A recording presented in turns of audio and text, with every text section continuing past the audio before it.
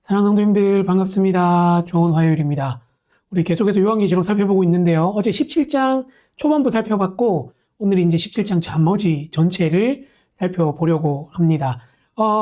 이 17장부터 사실 20장까지 이제 멸망에 대한 이야기가 계속 반복되거든요. 제가 이게 그 백금산 목사님이 쓰신 만화 요한계시록에서 가지고 온 편인데 17장부터 해서 19장 10절까지 큰 성 바벨론에 대한 심판과 멸망, 그리고 이제 짐승과 거짓 선지자의 그 심판과 멸망 두 짐승이죠. 그리고 그 다음에 이제 용의 심판, 멸망이고 마지막은 불신자의 심판과 멸망으로 이것들이 이어진다는 것들을 조금 기억하시면서 계속해서 지금 바벨론의 심판과 멸망에 대한 부분들을 살펴보고 있다는 것들을 아시면서 보면 좋겠습니다. 7절에 보면 천사가 이르되 그 이제 바벨론을 보고서 굉장히 음녀를 보고서 놀라고 있으니까 왜 놀랍게 여기느냐? 내가 여자와 그 탄 7머리와 10뿔을 가진 짐승의 비밀을 일러주겠다고, 알려주겠다고 얘기하시면서 이제 이야기가 시작되는데, 먼저는 이 짐승에 대한 이야기로 시작합니다.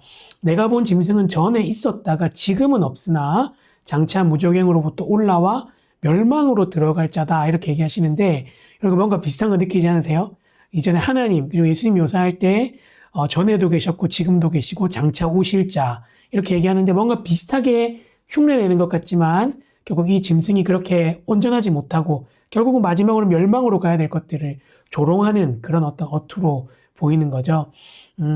근데 이 짐승을 땅에 사는 사람들, 생명책에 기록되지 못한 사람들이 이제 이 짐승이 이전에 있었다가 지금 없어졌지만 장차 오는, 앞에서 보면 이 짐승이 왜 머리를 가졌는데 하나가 죽은 것처럼 보였다가 7머리 중에 하나가 죽은 것처럼 보였다가 다시 살아나니까 사람들이 경배하는 그런 모습들을 이제 다시 연상시키시는 거죠. 그러니까 이런 것들을 보고 굉장히 놀랍게 여기면서 이 짐승을 추종하게 되는 겁니다. 사람들이요. 땅에 있는 사람들, 하나님께 구원받지 못한 자들이 그렇게 되는 거죠. 그래서 이것들을 보고 잘 분별할 지혜가 필요하고 그 지혜로운 것들을 알려주겠다고 얘기하는 거죠. 그래서 이 짐승이 가지고 있는 7머리는 여자가 앉아있는 7산이고 동시에 7왕이라고 이야기하는 거예요. 어떻게 보면 이제 이 음녀에 대한 이야기, 그리고 이 여자가 타고 있는 짐승에 대한 이야기를 이렇게 이제 풀어가는 겁니다. 앞으로 한번 더 보면 7머리가 이제 7산이고 또 7왕이라고 얘기하는 거죠. 5은 이미 망하였고 하나는 있고 다른 하나는 아직 이르지 아니하였으나 이르면 반드시 잠시 동안 머물겠다라고 하는데 이 부분에 있어서 학자들 사이에 이제 의견이 둘로 나뉩니다. 근데 결국 하나로 통합되는데 뭐냐면 하나는 그 당시 이제 로마에 대한 이야기라는 거예요. 이 바벨론이라고 표현되는. 그래서 이 7머리, 7왕도 그 로마를 통치했던 7황제에 대한 이야기라고 얘기하는 거죠. 이미 5명은 지나갔고 아직 지금 하나는 있고 하나가 이르지 않았지만 또 뒤에 보면 8번째 오게 될 왕이 앞에 이제 5번째 망한 왕 중에서 하나라고 이야기하는 걸 보면서 그 황제가 이제 로마에 있는 네로 황제라고 생각하거든요. 제가 계속해서 말씀드리는 거지만 이 당시에 이제 로마 사람들은 축출됐던 네로 황제가 동방에 있는 파르티아의 군대들을 이끌고 다시 올 거라고, 그가 부활할 거라고 믿는 그런 믿음이 있었어요. 그래서 이제 그것들을 조롱하면서 또 그것들을 활용해서 이들에게 임한 심판을 얘기해 주는 거죠. 이제 이 이야기가 이어지죠. 11절에 보면 전에 있었다가 지금은 없어진 짐승은 8번째 왕이다 라고 하면서 이 8번째 왕 네로 황제에 대한 이야기를 하는 거죠. 그러니까 이 바벨론은 로마를 나타내고 이 짐승은 8번째 왕인 네로를 나타낸다, 이렇게 보기도 하는데 이제 대부분이 아니라 많은 학자들이 이렇게 얘기하는데 또 일부 어떤 학자들은 그렇게 숫자를 갖다 맞추고 너무 이렇게 하는 거는 요한계시록 전체의 요지랑 맞지 않다. 이게 로마라고 주장하는 사람들이 7산도, 여러분 뭐 로마인 이야기 같은데 읽어보시면 알겠지만 로마에 있었던 7언덕 이런 거 가리키고 뒤에 나오는 10왕도 로마에 속해 있었던 10개의 속주를 가리킨다, 이렇게 얘기하거든요.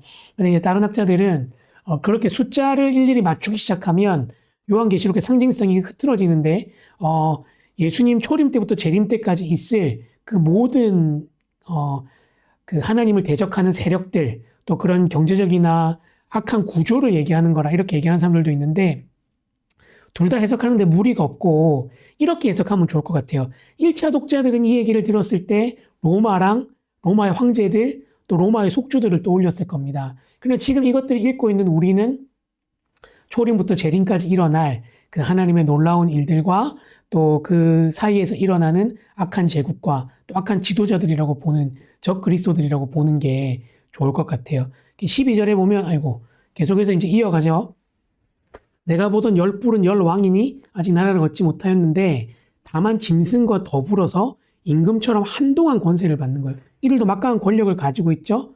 그러니까 10개의 속주를 얘기한다고 봐도 사실은 무방할 만큼 그 악의 제국들을 따라가는 많은 권력자들을 이야기하는 겁니다. 근데 중요한 포인트는 어디 있습니까? 그들이 한동안만 권세를 받는 거예요.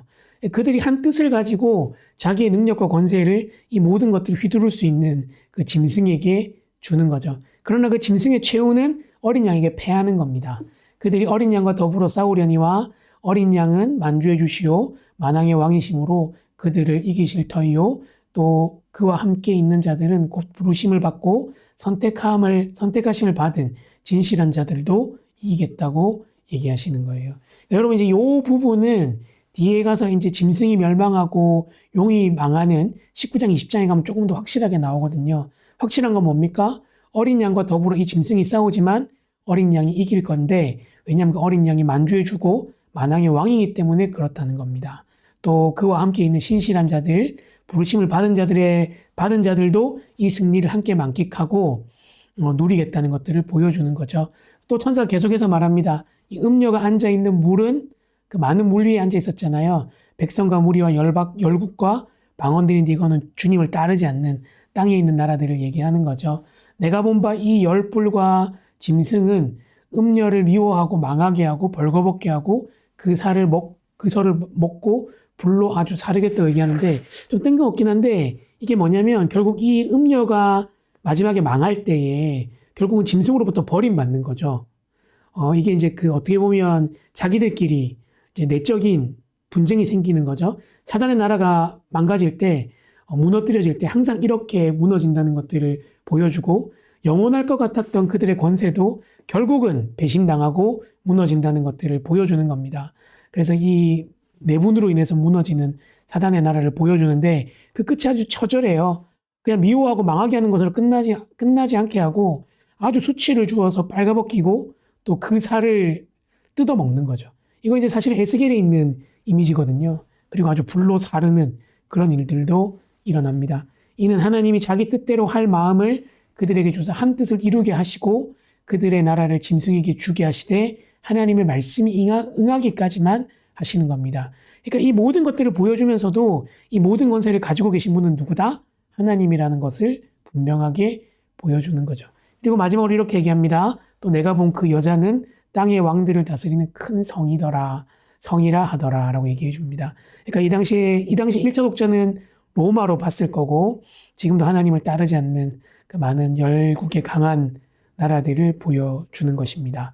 참 1차 독자들을 생각하면 참 이게 참 위로가 될 거고 또 그 미래가 분명하게 보여지기 때문에 어떤 마음이었을까 이런 생각들 하게 되는데요. 여전히 악한 구조와 어려움 사이에서 살아서 하나님의 자녀로 고통받고 있는 분들이 있다면 이 말씀이 큰 위로가 되었으면 좋겠습니다. 혹시 이 음녀의 매력에 빠져 있는 분이 있다면 그것들을 빨리 버리고 다시 주님의 순결한 신부의 길을 따라가면 좋겠습니다. 기도할 때 하나님 오늘도 새날 주셔서 감사합니다. 세상의 나라의 권세가 영원하지 않다는 것들을 알게 하시고 결국은 이기실 주님을 바라보면서 지내게 해달라고 기도할 때에 제이어스가 부른 주 여호와는 광대하시도다 함께 들으면서 기도하겠습니다.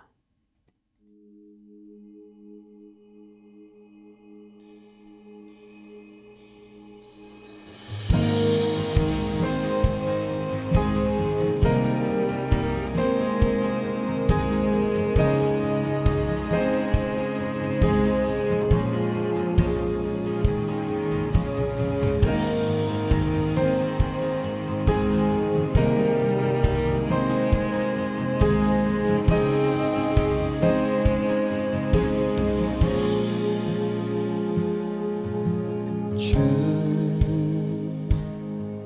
여호와는 광대하시도다. 그 거룩한 하나님 성에서 찬양할지어다.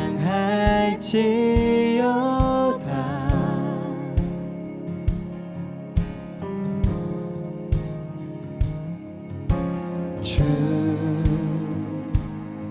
승리 우리에게 주셨도다.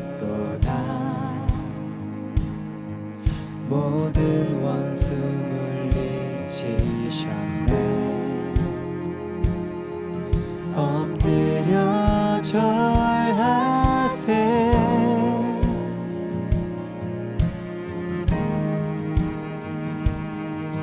다 주의 크신 이름 높이며 우리에게 행하신 위대한 일 감사하세. 오 주의 신실하신 그 사랑 온 땅과 하늘 위에 계셔 홀로 영원하신 이름.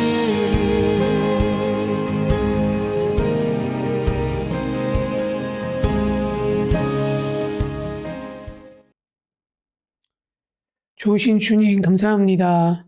이 땅의 나라가 영원하지 않음을, 또한 그들은 결국 마지막 내적 분쟁으로 무너지고 하나님의 또 영원한 통치가 올 것을 저희가 믿음으로 바라보며 이 길 끝까지 잘 걸어갈 수 있도록 도와주시옵소서.